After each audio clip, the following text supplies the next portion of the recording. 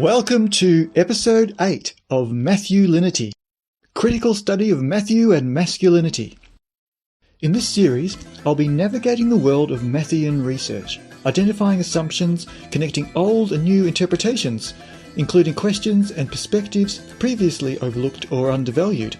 There's a whole world of research that awaits. Are you ready? This episode is about what connects the first unit and the second unit in what we usually call Matthew chapter 1, as if they might be intended to function together as a single unit. It's very easy to treat them separately as two distinct literary units, but how are they meant to be connected together as a single unit? And what about Mary? Why does Mary appear in both units? Somehow Mary seems to be connected back to the earlier references to 4 previous mothers in the genealogy. But what is the connection? This episode will be looking at what kind of connection it is that we find in Matthew chapter 1 between the two units. I'll begin as usual by reading aloud the portion of text, in this case the entire chapter, Matthew chapter 1. Book of the progeneration of Jesus Messiah, heir of David, heir of Abraham. Abraham produced Isaac. Isaac produced Jacob. Jacob produced Judah and his brothers. Judah produced Perez and Zerah from Tamar. Perez produced Esrom. Esrom produced Aram. Aram produced Aminadab. Aminadab produced Naasson. Naasson produced Salmon. Salmon produced Boaz from Rahab. Boaz produced Obed from Ruth. Obed produced Jesse. Jesse produced David the king. David produced Solomon from Her of Uriah. Solomon produced Rehoboam. Rehoboam produced Abiah. Abiah produced Asaph. Asaph produced Josaphat. Josaphat produced Joram. Joram produced Uzziah. Uzziah produced Jotham. Jotham produced Ahaz. Ahaz produced Hezekiah. Hezekiah produced Manasseh. Manasseh produced Amos. Amos produced Josiah. Josiah produced Jeconiah and his brothers at the time of the deportation to Babylon. After the deportation to Babylon, Jeconiah produced Shealtiel. Shealtiel produced Zerubbabel. Zerubbabel produced Abiud. Abiud produced Eliakim. Eliakim produced Azor. Azor produced Zadok. Zadok produced Achim. Achim produced Eliud. Eliud produced Eleazar. Eleazar produced Matthan. Matthan produced Jacob. Jacob produced Joseph, the husband of Mary.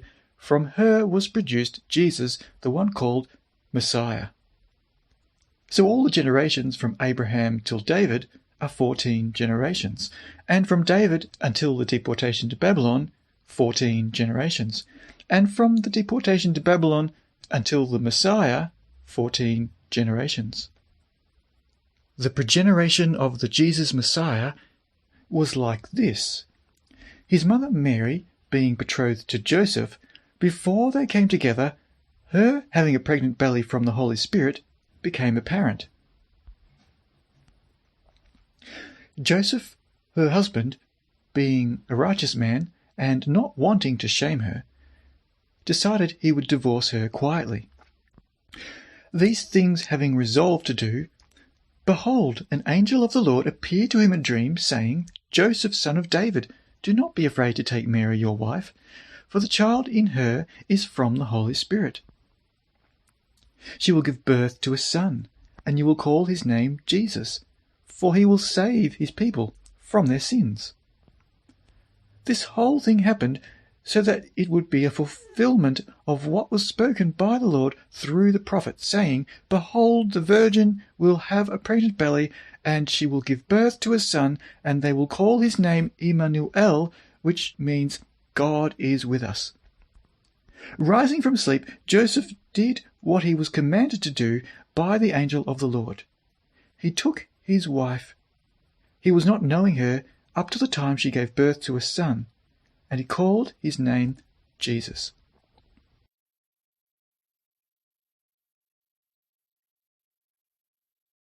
How do we know whether the first two units of Matthew are intended to fit together neatly as a single unit?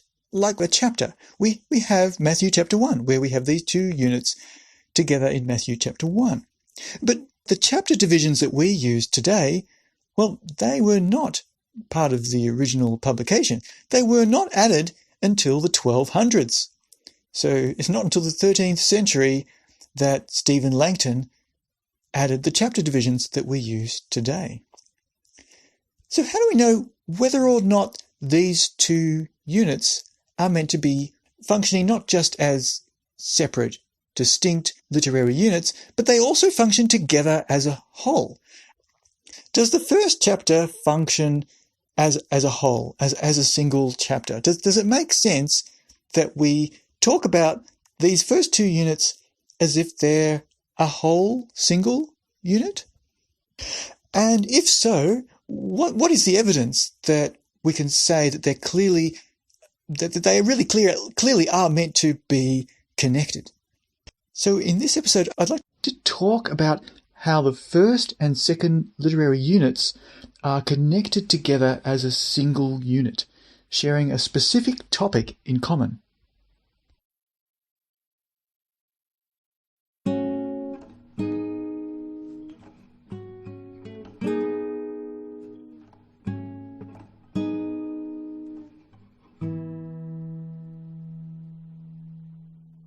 I'd like to point out 4 kinds of interconnections between the two units.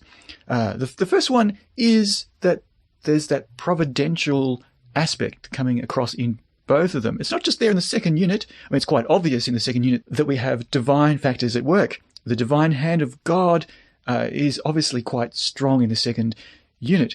There's an angel of the Lord, there's scripture, there's the Holy Spirit. So it's quite clear the providential nature of the second unit is quite clear, but it's also there in the first unit. And that's something that verse 17 was pointing out. And that's the purpose of verse 17, is to talk about the timing of the Messiah according to a providential timing. So this providential aspect is also there in the first unit. So that's something that they both share. And the prophecy that Joseph receives in the second unit, that links back to an earlier prophecy that one of Joseph's ancestors received, and that ancestor is found in the first unit. So King Ahaz is in the middle group of ancestors that's referred to in the first unit. So there's a link back between a later heir of David, Joseph, being linked back with an earlier heir of David, King Ahaz. In fact, both units have a very strong dynastic aesthetic, where it's about getting to that final messianic heir, the Messiah himself, and that heir is Jesus. Jesus is being identified by the narrator as the final heir, the final messianic heir, the Messiah himself. You might think that, well, that's something that occurs lots of times in Matthew, Jesus being identified as Christos, the Messiah. But that language isn't very often used of Jesus throughout the rest of Matthew. It's there in chapter 2, it's there in chapter 11, in chapter 16, there's a couple other places, but it's actually not quite as common as we might expect to have the language there. It might be implied in some way, but to actually have the language, the vocabulary of the Messiah, where the narrator is identifying Jesus as the Messiah, that actually doesn't happen very often throughout Matthew. So the fact that the first unit and the second unit are both identifying Jesus as the Messiah, that's actually a connection between the two units. Another connection is that the first unit and the second unit, they both have a heading which sounds suspiciously similar. It's almost the exact same heading. So the first unit has a heading which is the book of the progeneration of Jesus, the Messiah, heir of David, heir of Abraham. And the second unit has a heading in verse 18, which is the Jesus Messiah's progeneration was thus. So both units are about the progeneration of Jesus the Messiah, or Jesus' messiahship, pointing out that Jesus is the final heir. But not just that Jesus is the Messiah, but it's about the progeneration of the messiahship, how Jesus becomes identified as the Messiah according to the narrator. Now, this link, this connection between the two units in both having the same heading, this doesn't seem to be accidental. It doesn't just seem to be a coincidence. It seems to be an intentional link. It's a way of connecting and saying that they're both apparently talking about or doing something very similar. I mean, it would have been very easy to call the second unit something different. Could have just given it a different kind of heading. But in fact, we've got both headings seem to be linked. It seems. But what's going on here? Verses 18 to 25, somehow it's picking up on the same heading that verse 1 was using. What for the first unit? That's not a coincidence. So I think that connection is really worth looking into a bit further. The fact that they both have the same heading, this is something that we might not have noticed in English if we're just reading it in English, because most English translations, they end up making the first unit sound more genealogical and the second unit sound more like it's about Jesus' birth. Except the first unit is just as much about Jesus being born, because Jesus is also born in the first unit. In verse 16, it says that Jesus was born from Mary. So there's quite an overlap that's going on with the first unit, what the first unit is about, and the second unit, and what the second unit is about. That's something that's worth looking into to figure out what is going on. Why do we find these interconnections? If they're not supposed to be working together as a whole unit, then is it just a set of coincidental features that seem to be linking them? Or perhaps we should be studying these connections and thinking, what does it add up to? What are all these interconnections telling us?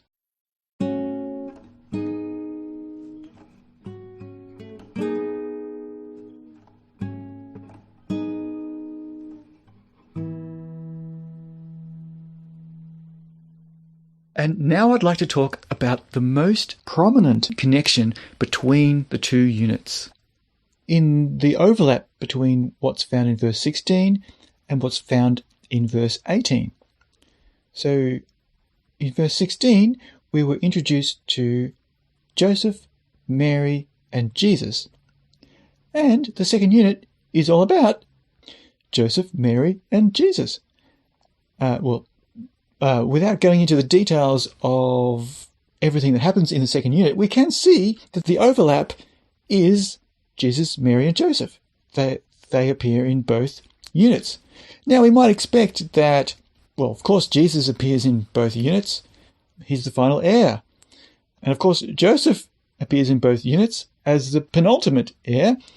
But what about Mary? Why does Mary appear in both units? Okay, so Mary appears in both units. Has that got something to do with the fact that there are previously mothers mentioned earlier on in the first unit?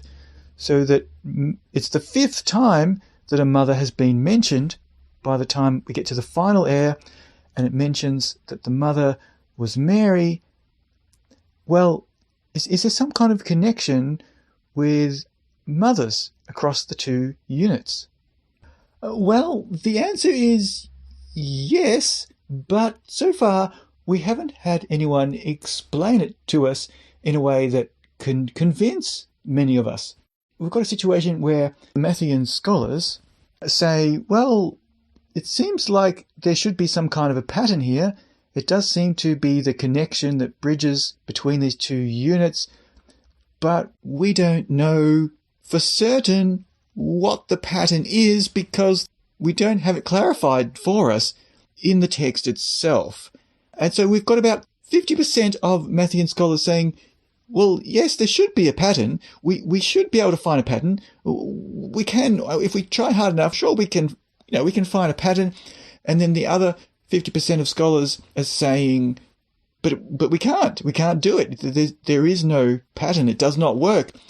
All these mothers don't fit a single template. They're not all the same. There's just too many differences. It doesn't work. There's no pattern. Now, what this reminds me of is the TV game show Jeopardy.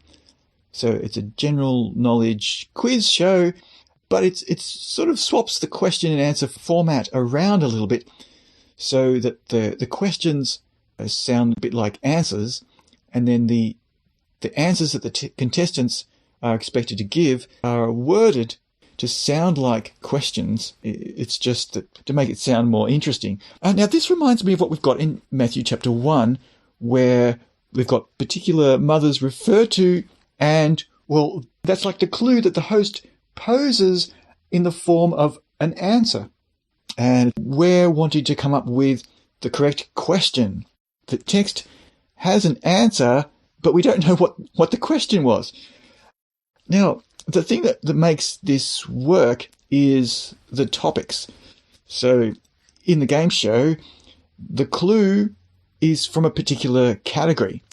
But if we just heard the clue and we didn't know what category, what topic the clue was about, then some of the clues we just wouldn't know what it's talking about. And so this reminds me of Matthew chapter 1, where without knowing the specific category of where the clue's coming from, without the topic, we don't know, well, how do we find the correct question that the text is providing an answer for? What would be helpful is for us to identify the topic. The text is answering a question, but it's not quite the question that we've been asking, because we've been trying to make the text answer the question of what is the same about these particular mothers, but that's not the question that the text is answering. So it would be helpful for us to figure out the topic. What kind of category is it? What's the topic? And so for the rest of this episode, I'd like to identify what the topic is. What's the category of these clues? How do we make sense of the topic? What is the pattern in terms of the topic? Because there's been various attempts to choose topics that might fit. For example, it's about race or class or ethnicity or gender or sexual scandal. And you might notice something about these topics. And these are topics that are very much modern topics, modern categories. We like to talk about and think about things according to these kinds of topics. But what about the topics that might have been there for the intended audience to pick up on? What might be the pattern that is already in the text? What kind of topic might not be a modern kind of topic? It might not fit our constructions of how we would designate a particular topic. And I think what's happened is the usual explanations on these kind of topics, they've been proposed because scholars have thought that there's not an answer already given in the text, and so it's up to us to do our best and to think about our topics and to try to make sense of it. Because if the text isn't going to tell us, then, we might as well have a guess and try to figure out what we think it might be. But I'm suggesting we don't actually need to guess, because the text already tells us.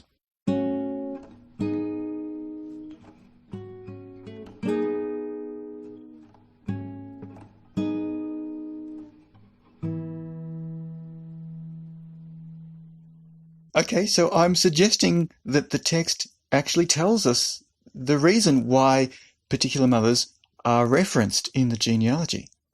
And I think the best way to see this is to begin very simply and basically very generally. So not trying to figure out the complex reasoning for why these particular mothers, why not other mothers. That's a very high level kind of question.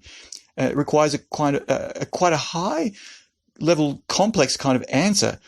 why is a high level question. But if we're starting really generally just about, well, what kind of references are they?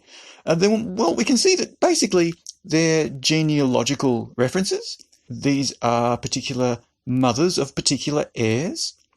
And it can't be that these are heirs that had mothers, because obviously every heir that's produced comes from a mother. So it can't be these are the heirs that had mothers. So no, that can't be what it is.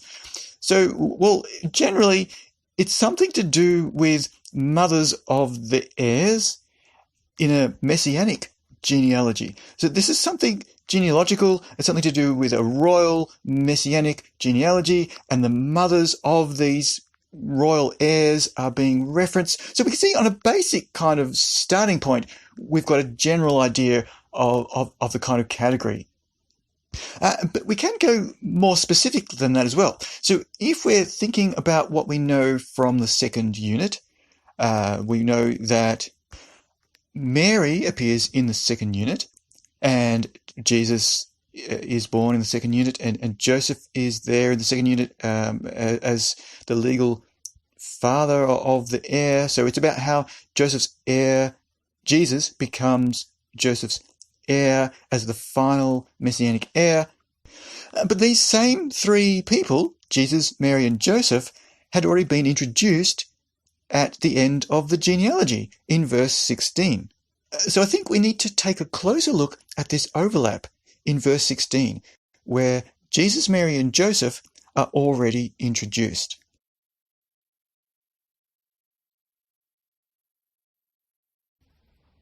So at the end of the genealogy in verse 16, we have Jesus, Mary, and Joseph already introduced.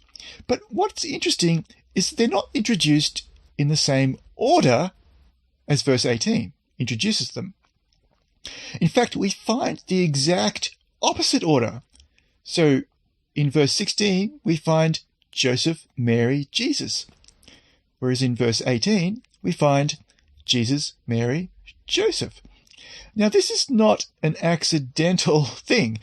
It's not just a random coincidence, as if the writer hasn't really given any thought to the order of the words.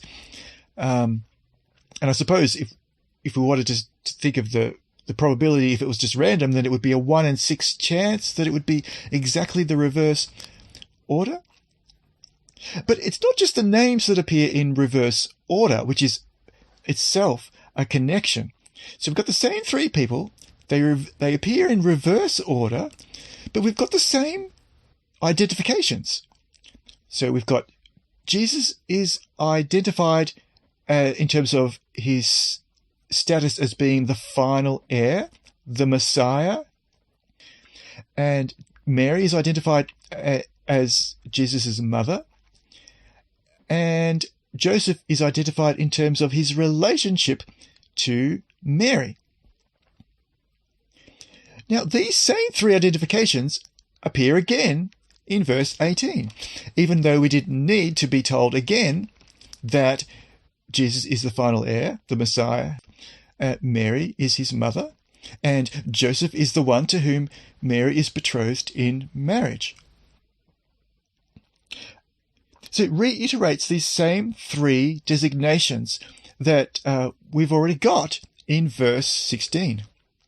So this is another sign that we've got this overlapping connection, that they're being tied together. These two units are being tied together. So if we're wanting to study the connection, this is the connection.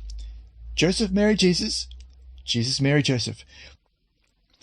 So notice also that these three identifications are all very genealogical. It's the genealogical relationships that are being pointed out.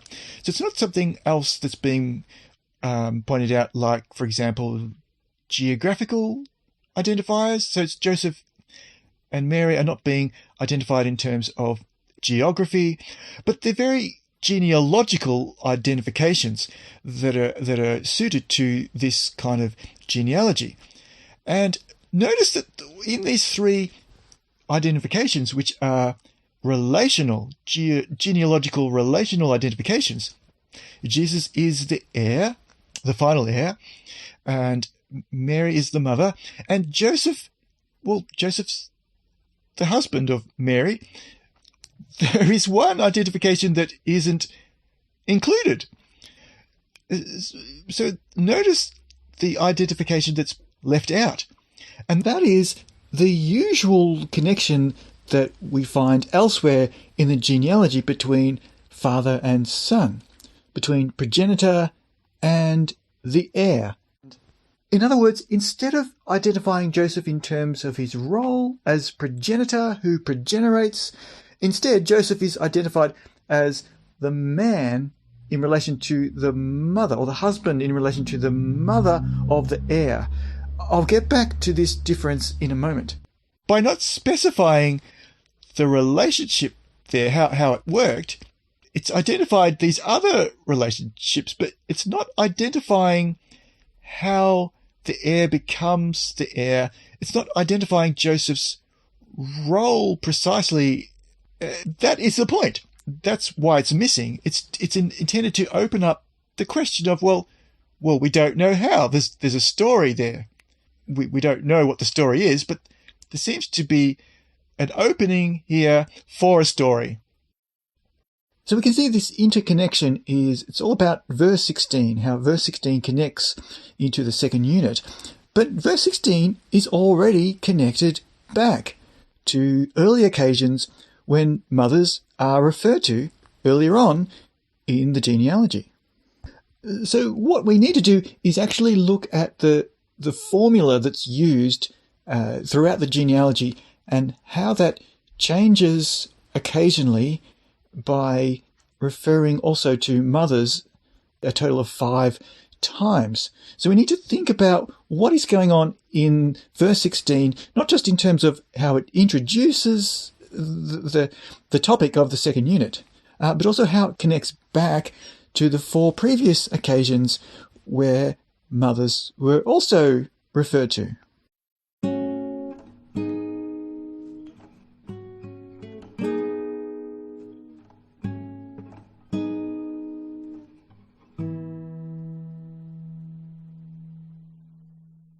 Okay, so just quickly to point out the difference in the formula that is used. So the genealogy begins with a basic formula, the name of the progenitor, and then the verb he progenerated, and then the name of the heir.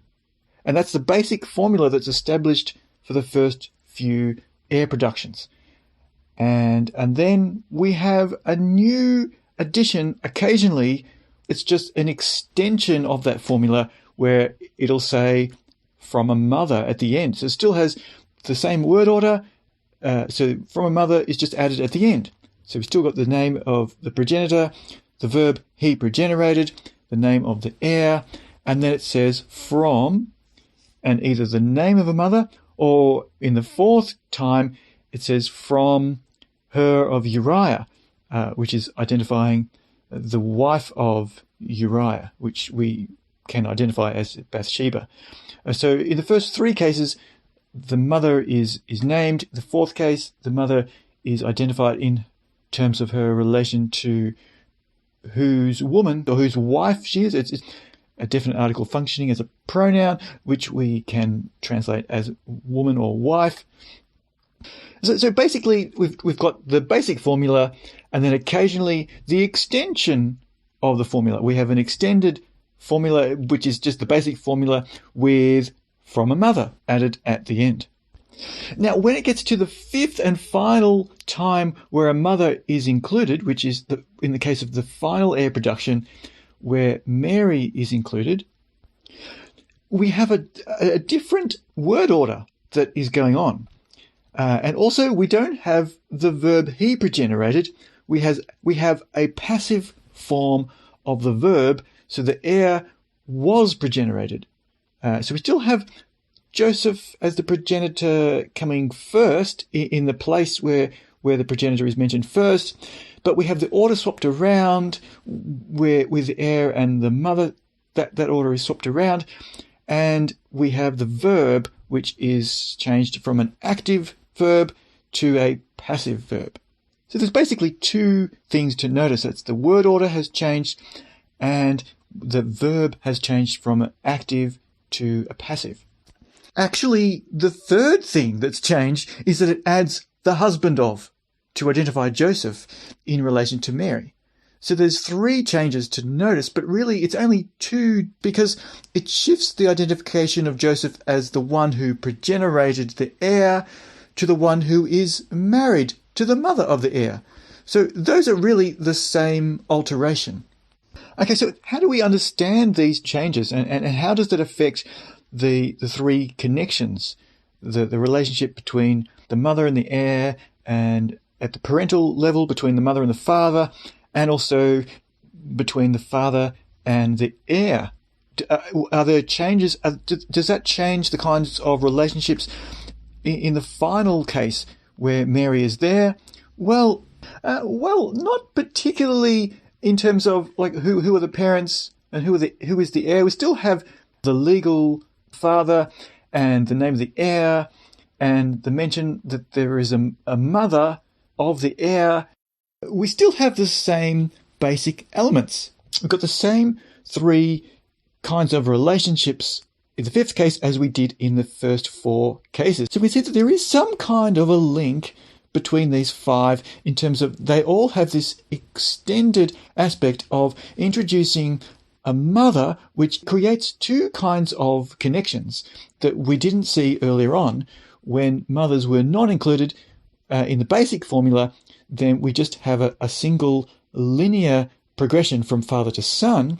But when a mother is referred to, then we have a triangle of connections, a triangle of relationships. We have a mother-son connection. We have at the parental level what's going on in terms of the conjugal relationship or the marital relationship, as well as the father to the heir relationship, the father-son relationship. We've got a combination of relationships. We have a triangle of relationships. So Joseph's heir is produced without identifying Joseph as the active producer of his heir. And so it uses the passive form for was produced. It's not that Joseph is completely removed from an active role at all, because obviously in the second unit he's quite active. What we have is a little gap, that's a little opening between understanding how Joseph's heir can be produced if Joseph is not identified as the active producer of his own heir. And so that's the main thing to notice, is that there's a story there that is being implied, that there's some kind of story there that we aren't being told yet.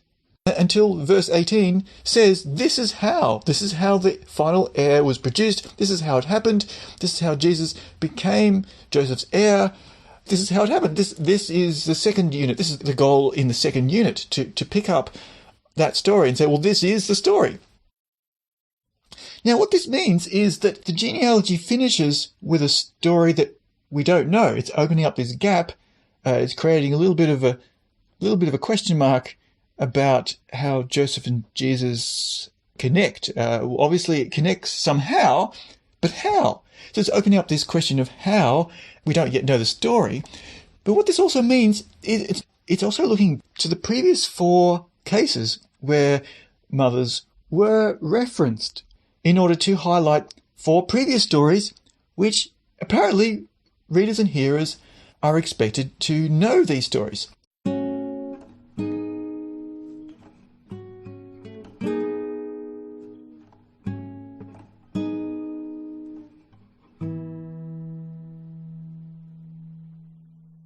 What this means is we now know the topic for the clue. The clue where we had five mothers referred to in the genealogy, and we were wondering, well, what's the topic? What kind of clue are we supposed to be thinking of? What's the category for this clue where some mothers are referred to? Well, the topic is much clearer to be able to see in the second unit. We can see what kind of topic. We can see that it's about how a particular heir was produced, specifically the final heir, how the final heir was produced, how Jesus became the Messiah as the final, how Jesus became the final heir, how Jesus became Joseph's heir as the final heir, how Jesus was produced. This is how, because it's quite clearly, this is how it happened. And so we find that the first unit, the genealogy, is also on the same topic. It's about how the final heir was produced, getting to the final heir, and it's one big story about how heirs are produced. Lots of little stories about how heirs are produced, but 4 cases that are being pointed out, 4 times where something is being highlighted in how particular heirs were produced.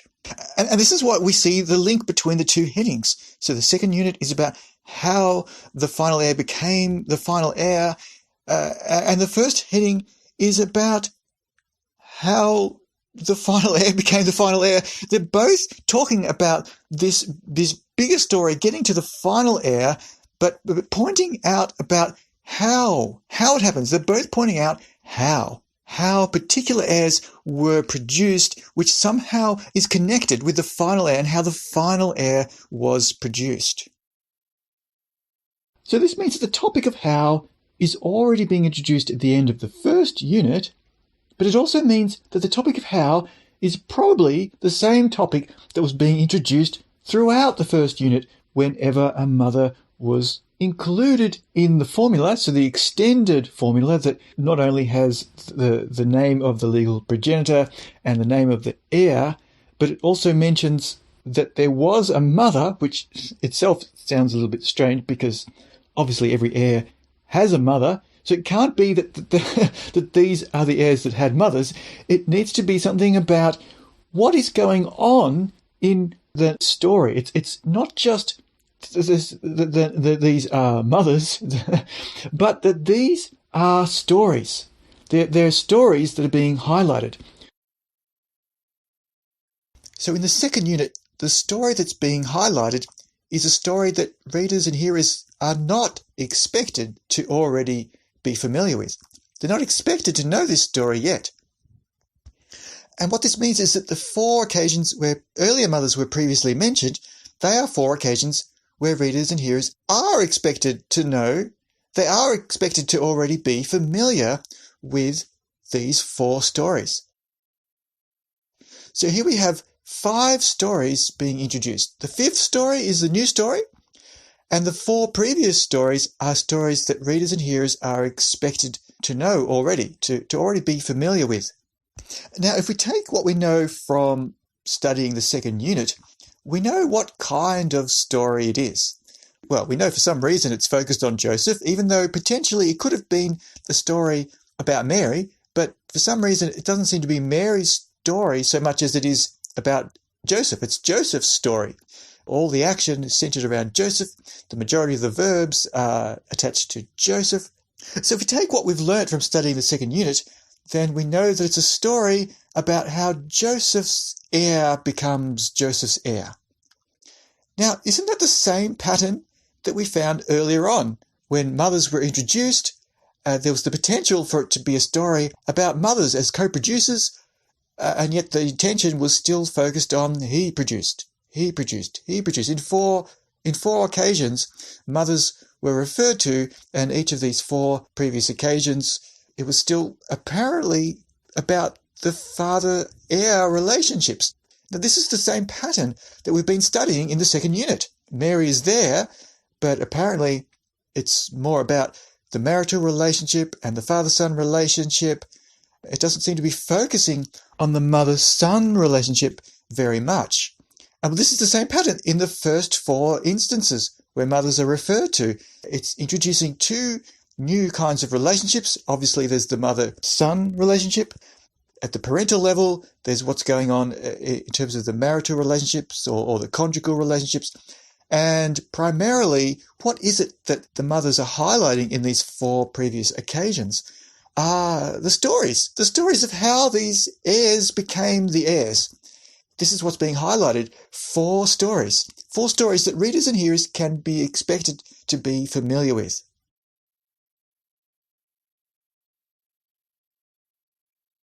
So the fifth story is the story that we don't yet have explained. It's about to be explained in the second unit. And the first four cases where mothers were referred to, they are stories that we're expected to be familiar with. Okay, so now we have the topic. It's to do with heir progeneration, how particular heirs were produced.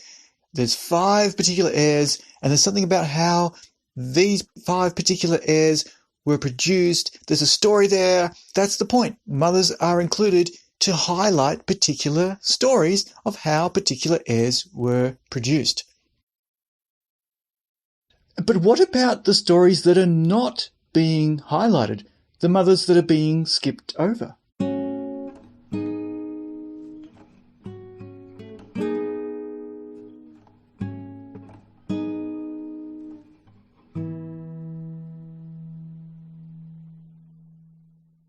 Now, if the first 4 mothers are referred to in order to highlight particular stories of how particular heirs were produced, then it's very interesting to notice what the stories that are not referred to, because obviously there are other stories that are skipped over that readers could be just as familiar with. So I think in order to demonstrate this, it will help if I begin reading from verse 1 up until the mention of the first mother, Tamar. And I would just like to stop constantly and to point out what is not there, because what is not there is just as significant as what is there. So, so here we go. Okay, so I'll start reading from verse 1, and I'll keep stopping and starting and commenting on what is and is not there. Book of the progeneration of Jesus the Messiah, heir of David, heir of Abraham. Abraham progenerated Isaac. I need to stop here, because here we don't have the mention of Sarah. We don't have the mention of a mother. But at this stage, if it's the first time reading, well, we don't necessarily notice that there's anything missing because, well, we don't know what's coming up. We don't know that mothers are going to be referred to later on. So we don't know that Sarah is missing. It could just be a patrilineal genealogy that continues father, son, all the way through. But if it's the second time round, we do wonder, why is it that the first few mothers are missing if other mothers are going to be mentioned occasionally? So it's very interesting reading a second time around because it really stands out what's not there, what's not included. Why not say that Isaac was the heir that was produced from Sarah? Because obviously there are plenty of stories in the book of Genesis about this process of how Abraham procured Isaac as his heir.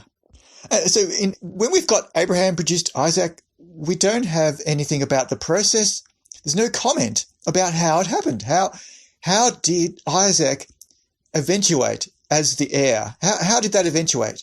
There are plenty of stories about this process of how Isaac became the heir and how there was a potential heir prior to Isaac, Ishmael, who was produced from Hagar. So Isaac is the heir that was produced from Sarah. So why not point that out? Sarah is very dedicated to getting an heir for Abraham, so much so that she says that Abraham should have a child with somebody else who is Sarah's maidservant, and so it'll end up being counted as Sarah's child, where it doesn't really work out that way because then Sarah is jeopardized in her as the primary wife. Seems like she's going to be superseded as being the primary wife, and it might not end up looking like it's Sarah's child. This doesn't really work out, but she's an important part of the story. There's many stories, in fact, that include Sarah, and so by not telling us from Sarah, then there's got to be a reason why Sarah is not mentioned. And it needs to be a pretty good reason, because there are plenty of well-known stories that include Sarah in this long, drawn-out process of how Isaac eventually becomes the heir. And it can't just be that they're not well-known stories, because these are stories from the book of Genesis that are just as well-known as when we get to Tamar, as the first mother mentioned. So how Sarah is the mother of Isaac is not a straightforward case. So it can't be that it's not strange enough, it's not unusual enough, it's not atypical enough. So it can't be either that it's not a well-known story or a series of well-known stories, or that it's not atypical enough or unusual enough. So it cannot be either of those reasons. Anyway, we'll move on to the next progeneration. Okay, so Abraham progenerated Isaac. Isaac progenerated Jacob. Now, here we go again. We've got no mention of Rebecca and how Rebecca couldn't conceive. She couldn't have children, and she really wanted to know from God what's going on. Why can't she conceive? And then she ends up getting a prophecy about how she's going to have children, but the younger twin is going to supersede the older twin. That's one story that we could have thought of. And then there's later on when Jacob has grown up and Rebecca helps Jacob to become the chosen heir by helping to deceive Isaac, who didn't want Jacob to become the heir. So there's many stories there as well. And some of these stories, Rebecca plays a really significant role. So if we're looking for a pattern so far of stories that involve the mothers that are not being included, that are not being referred to here, then what we would have to say is that there are perhaps too many stories. Well, if Sarah was included, which story was supposed to come to mind? Which story? Because there's so many stories. It just seems a little bit overwhelming to be able to know, okay, well, which story in particular? Well, there's lots of stories of how Jacob in various ways ends up superseding his older twin brother. It just seems like there's just too many stories to choose from. So it seems like that when mothers are mentioned a little bit later on, perhaps these are stories where it is, each of these cases, that there's a single story that readers can be expected to know. Oh, yes, we know that story. Yeah, we know how that happened. So this is interesting. We'll keep going. So Abraham produced Isaac. Isaac produced Jacob. Jacob produced Judah and his brothers. Now, notice that this is the first time that we're being slowed down. We're physically being slowed down by not just hearing the mention of the heir, but that the heir, Judah, has brothers. So Jacob produced Judah and his brothers. Now, we could probably think of many reasons why it might say and his brothers. One reason is probably to do with later on, where the phrase also is mentioned later on, and his brothers is also mentioned later on in the genealogies. There's probably some link there. But another reason is that so far up until now, the inheritance has not been very shared. But when we get to Judah and his brothers, then that is a shared inheritance. So that's probably one reason that it would mention and his brothers.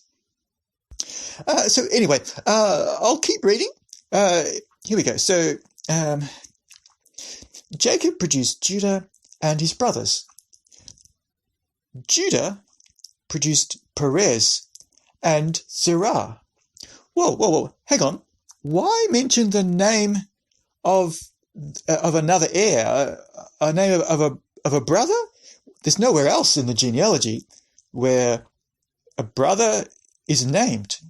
So this is interesting that for a second time, we're being slowed down around Judah. We had Judah and his brothers, and now we have Judah produced Perez and Zerah.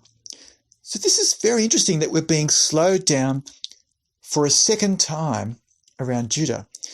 And we're about to be slowed down for a third time because the mention of a first mother is coming up. So it says Judah produced Perez and Zerah from Tamar.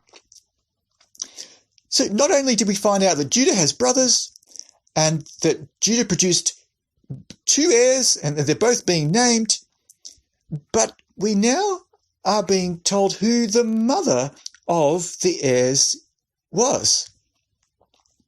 Now, this is very interesting because what happens grammatically when from a mother is added, when it says from Tamar, that modifies something about the verb and how the subject of the verb produced. So how, in this case, Judah produced Perez and Zerah? Well, that was from Tamar. So from Tamar modifies something about the verb. It tells us something about how. Now, this is something that we've already suspected that this might be the case, because in the fifth case, when it says from Mary, it seemed to be also highlighting the absence of the how. How was the heir of Joseph produced? And so here we go. The first four cases, well, the first case where a mother is mentioned, we can see that how Judah produced Perez and Zerah from Tamar. Well, that's how it happened. That's how Judah's heirs were produced. So in other words, it's referring to a particular story from the book of Genesis. In fact, there's an entire chapter dedicated to that very story. So it's pointing out a story, and that story is found in Genesis chapter 38. And in fact, Genesis chapter 38 could just as well have been called How Judah Produced Perez and Zerah from Tamar. That's the entire chapter. It's a single contained story. So readers are being expected to recall Genesis chapter 38. They're expected to be familiar with this single story. And so this is what I'll be able to start doing next time in episode 9, is to begin to unpack what is it that we're expected to notice about how Judah produced Perez and Zerah from Tamar, and how is that relevant to Matthew chapter 1, and how the final case, the final heir, was produced from Mary. So this time, what I've been able to establish so far is that, yes, there is a connection between the two units, and it's related to how heirs were produced.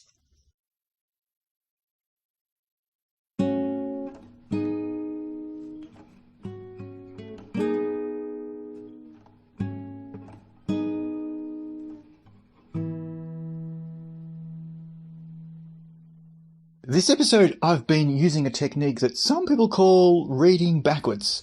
There are other things that we could call it. We could also call it spoiler reading. And it's where we know what's coming up, because we've already read it before. We know what's in the second part of Matthew chapter 1. We know the story unit about Jesus, Mary, and Joseph almost divorcing Mary, because he knows the child's not his, and then there's an angel that tells him to go ahead, and it's okay. And we know this story unit. So if we go back to the beginning of Matthew chapter 1 and read the first unit, the genealogy, apparently we have 5 stories being highlighted within the genealogy. 5 stories about how particular heirs were produced. In the 5th case, it's an unfamiliar story. How the final heir from Mary became Joseph's heir is the question opened up at the end of the genealogy. And it's the same topic already introduced 4 times. The question of how is already the topic hinted at 4 times previously in the genealogy. How Judah's and Solomon's and Boaz's and David's heirs were produced.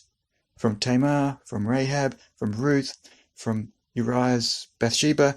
This is the topic already pointed out 4 times.